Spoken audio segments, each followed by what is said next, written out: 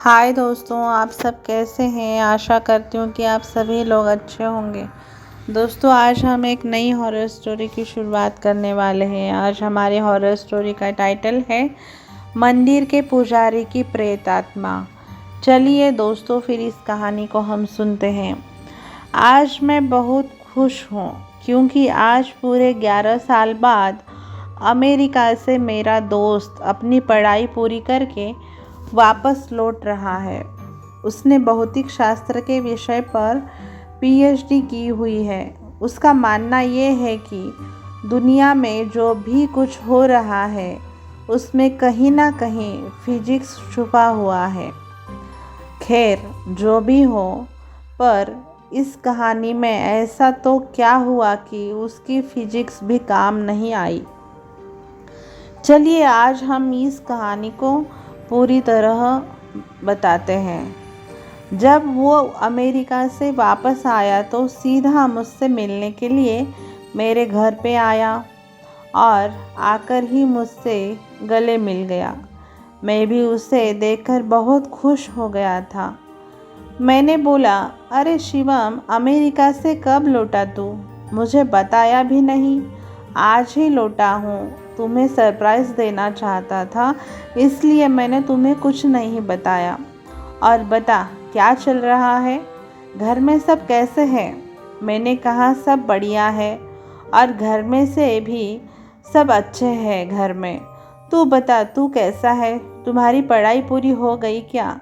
हाँ, मेरी पढ़ाई तो कंप्लीट हो गई है और अब मैं हमेशा के लिए इंडिया वापस आ गया हूँ। अब हम दोनों मिलकर खूब मस्ती करेंगे। मैंने कहा, ठीक है, पर आज तुम्हें मेरे घर पे खाना खाने के लिए आना पड़ेगा। वो बोला, ज़रूर आऊँगा। और है, इसके बाद हम कहीं घूमने के लिए जाएंगे, कुछ तूफ़ानी करेंगे। ठीक है, मैंने बोला, ठीक है। उसके बाद हम दोनों ने रात को खाना खाने के बाद हमारे गांव के पुराने मंदिर में घूमने के लिए गए। मैंने बोला, शिवम, क्या तुम्हें पता है ये मंदिर बहुत ही ज़्यादा प्रचलित है? उसने हैरान होकर बोला, ओह, तो ये है तुम्हारा तूफ़ानी अंदाज़। क्या यार, तुझे कोई अच्छी जगह नहीं मिली कि तू मुझे यहाँ पे ले आया मंदिर में? मैंने बोला, तुम चलो तो सही, बहुत मज़ा आएगा। लोगों का मानना यह है कि यह भूत प्रेत जैसी आत्माएं रहती हैं यहाँ पर। शिवम बोला, क्या सच में यहाँ पे भूत है? क्या तुम भी मजाक कर रहे हो? मैं नहीं मानता। मैंने बोला, ठीक है, हम दोनों साथ में जाते हैं और पता लगाते हैं कि सच में भूत है कि नहीं। फिर हम दोनों मंदिर के अंदर चले गए। मंदिर काफ़ी बड़ा था और काफ़ी खूबसूरत भी था और थोड़ा भयानक भी लग रहा था। ऐसा लग रहा था कि कई दिनों से यह साफ सफाई नहीं हुई है। फिर हम दोनों ने मंदिर के पुजारी से बात की। पंडित जी, हमने सुना है कि यहाँ आसपास कोई भूत का निवास है। क्या यह बात सही है क्या? यह सुनकर वो पुजारी हमको घूरने लगा और बोला, चले जाओ यहाँ से, ये जगह तुम्हारे लिए सही नहीं है। मैंने बोला, क्यों पंडित जी, ऐसा क्या है यहाँ पर? पंडित जी बोले, आओ मेरे साथ, मैं आपको बताता हूँ। इतना कह के वो हमें एक कमरे में ले गया और हम जैसे ही अंदर गए तो वो पुजारी ने बाहर से उस कमरे को लॉक कर दिया। यह देखकर मैं और मेरा दोस्त शिवम घबरा गए। वहाँ पे अंदर जाके देखा तो हमारे तो होश ही उड़ गए। वहाँ उस रूम के अंदर कई सारे कंकड़ और हाड़ पिंजर पड़े थे और हड्डियाँ थी और बहुत ज़्यादा गंदी बास आ रही थी। उतने में ही पीछे से दो बड़े और भयानक दिखने वाले आदमी आए। उन्हें देखकर ऐसा लग रहा था कि वो कोई साधारण इंसान नहीं, बल्कि मांस और खून पीने वाले नरभक्षी हैं। यह सब देखकर हम बहुत डर गए। हमने तो मान लिया था कि अब हम जिंदा ही नहीं बचेंगे।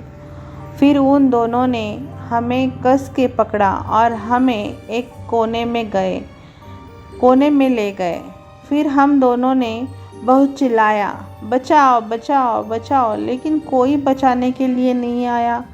इतने में ही पंडित जी एक बड़ी चमत्कारी तलवार लेकर हमारे रूम में आए। फिर उन तीनों ने रूम में आग लगा के मंत्रों का उच्चारण करना शुरू कर दिया। हमने यह सब देखकर डर के मारे और ज़्यादा ज़ोर से चिल्लाने लगे। ठीक उसी समय किसी ने बाहर से हमारे रूम का दरवाज़ा खटखटाया। दरवाजे की खटखटाहट सुनकर उन तीनों ने रूम की आग बुझा दी और दूसरे कमरे में चले गए। हमने तुरंत ही उठकर उस रूम का दरवाज़ा खोल दिया। दरवाजे के सामने उस मंदिर के ट्रस्टी और आसपास के रहने वाले लोग खड़े थे। हम कुछ बोले उससे पहले उन लोगों ने हमें धमकाना शुरू कर दिया। तुम दोनों कौन हो? यहाँ मंदिर में चोरी करने के लिए आए हो? सच बताओ वरना हम पुलिस को बुलाएंगे। हमने सब सच बता दिया, लेकिन उन लोगों को हमारी बातों पे भरोसा नहीं था और भरोसा नहीं हो रहा था, बल्कि उल्टा हमें डांटने लगे। तुम दोनों क्या बोल रहे हो? नशा करके आए हो क्या? ये मंदिर कई सालों पहले खंडेर हो चुका है और यहाँ कोई पुजारी नहीं है। अब चले जाओ यहाँ से, वरना हम पुलिस को बुलाएंगे। यह सुनकर हमारे तो होश ही उड़ गए, क्योंकि हमने अभी तक जो देखा वो कई इंसान नहीं बल्कि उनकी प्रेत आत्माएं ही है। हम तुरंत ही मंदिर से बाहर निकल गए। बाहर निकलते समय मैंने मंदिर की खिड़की से अंदर देखा तो वो तीनों वहीं पे मौजूद थे और मुझे देखकर हंस रहे थे। मैं और मेरा दोस्त तुरंत बाइक लेके घर पहुंच गए। आज भी मैं उसके बारे में सोचता हूँ तो मेरा हृदय डर के मारे कांपने लगता है। दोस्तों, फिर मैं इस कहानी को ये कहानी आपको इसी तरह ये कहानी ख़त्म हो जाती है।